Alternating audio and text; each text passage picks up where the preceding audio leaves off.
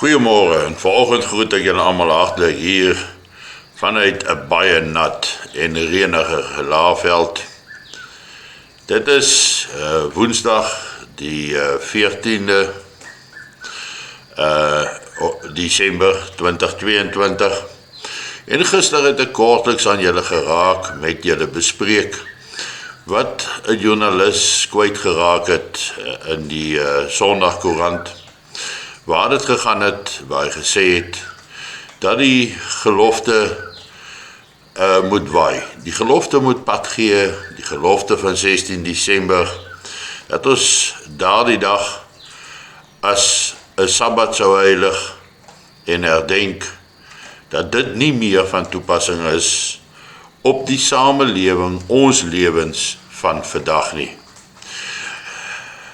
Dis asof daar een enorme aanslag gekom het teen ons geloof, teen ons Christelike geloof.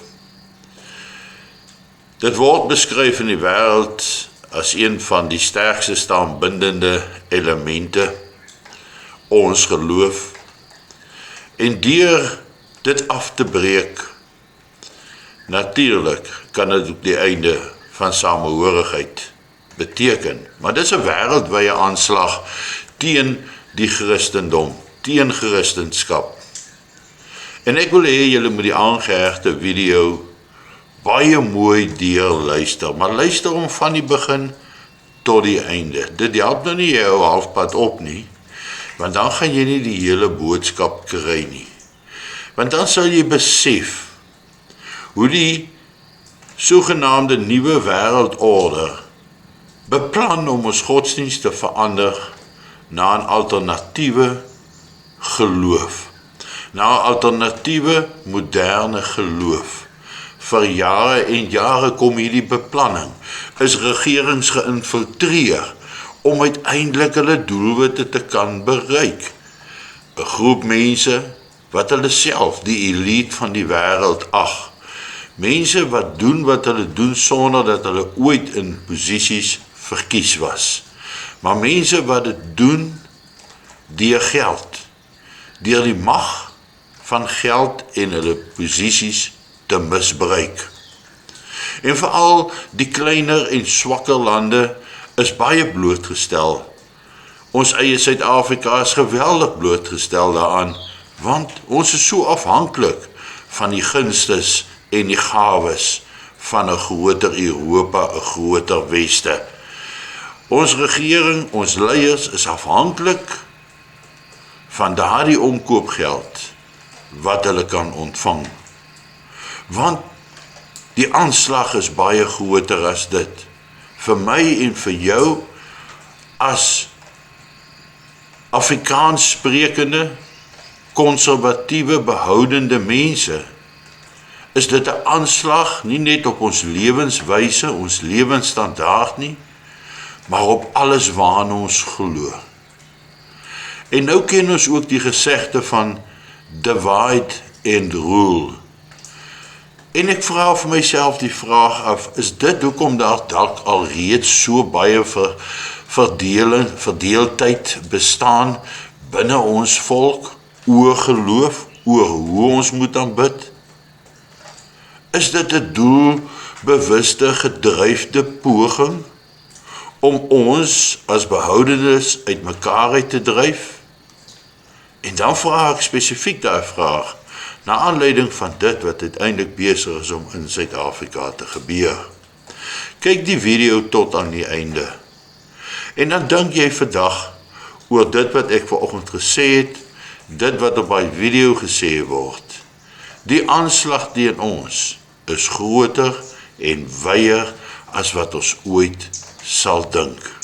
En dan gaan ek môre 'n bietjie verder vat op hierdie selfde onderwerp.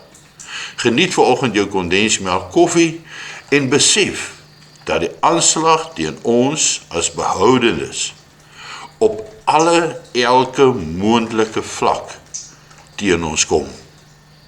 Mooi dag, mooi loop en lekker kyk. God is dead. according to the World Economic Forum, who have also declared that Jesus is fake news and that WEF leaders have acquired divine powers to rule over humanity.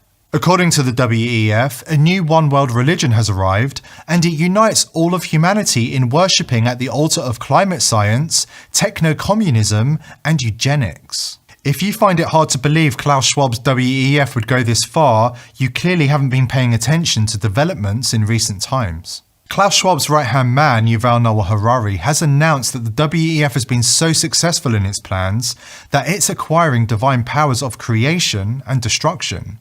The blasphemy doesn't stop there. Harari also promises that the WEF will turn humans into gods. Developing even bigger powers than ever before, we are really acquiring divine powers of creation and destruction. We are really upgrading humans into gods.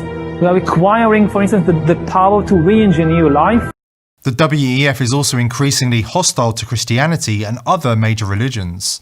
If you read between the lines just a little, it's clear that the WEF is consciously attempting to supplant Jesus. I mean, all this story about Jesus rising from the dead and being the Son of God, this is fake news. Humans are now hackable animals. You know, the whole idea that humans have, you know, they have this soul or spirit and they have free will and nobody knows what's happening inside me.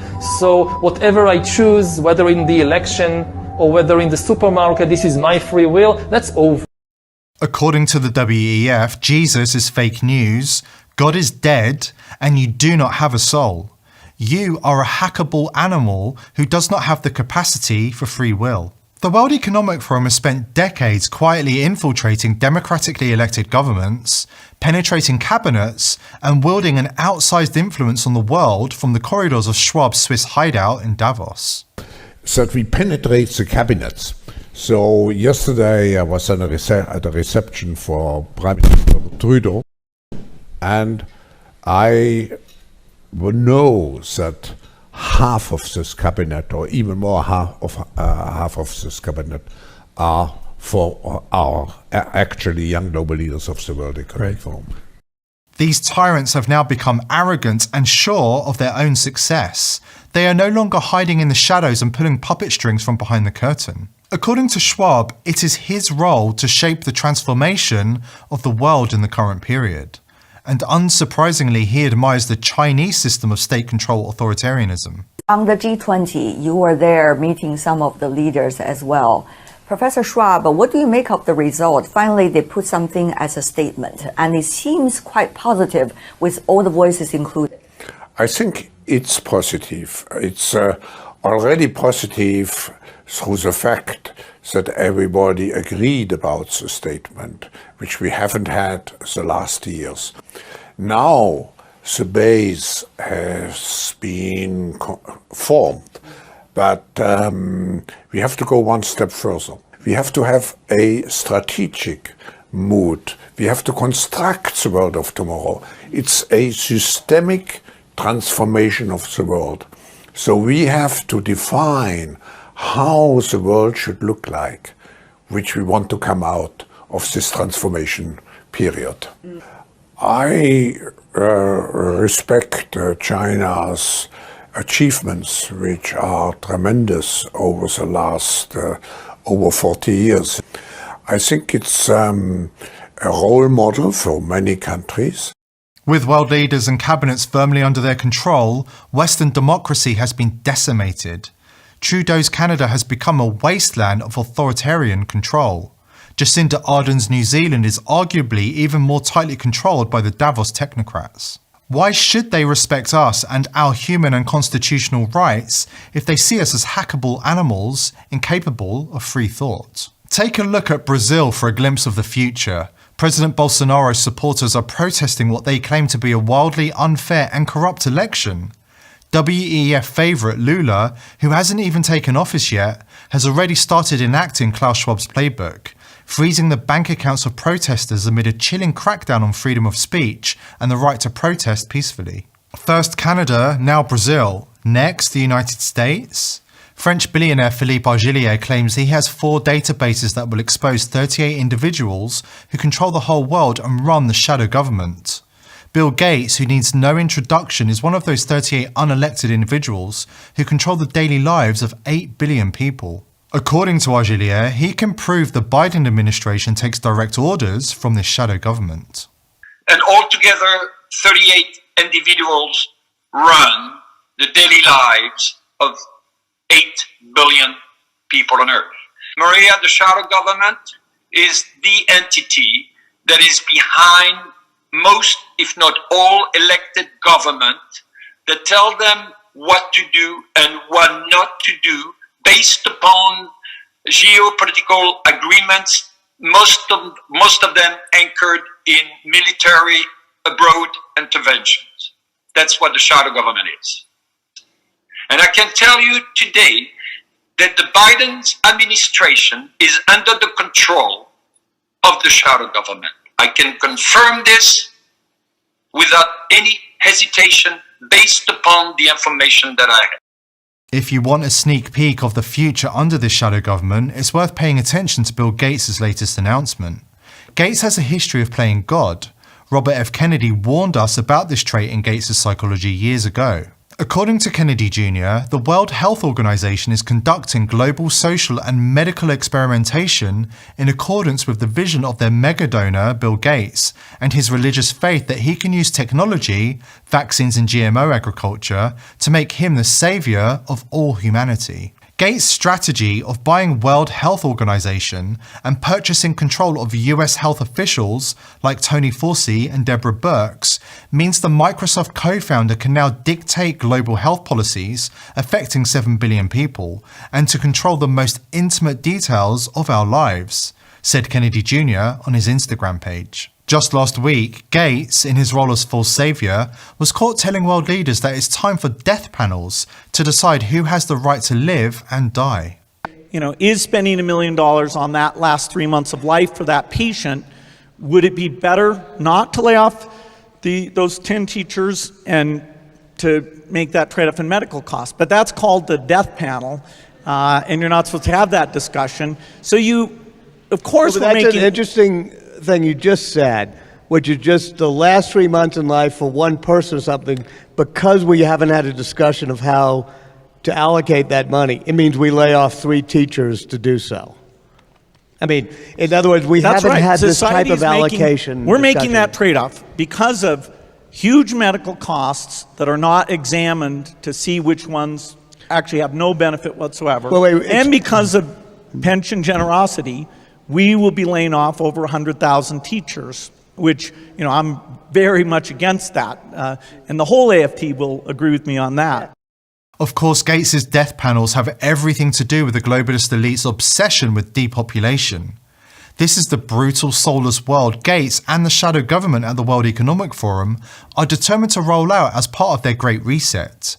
We can't allow their evil religion to become the new normal. Take a look at one of the videos in the description box below for a deeper dive into these plans. Forewarned is forearmed. If you understand the importance of these videos in educating the masses about the shadow government and the evil agenda of the elite, please like these videos and subscribe to our channel to help us continue to produce this content and forewarn as many people as possible. We are all in this together.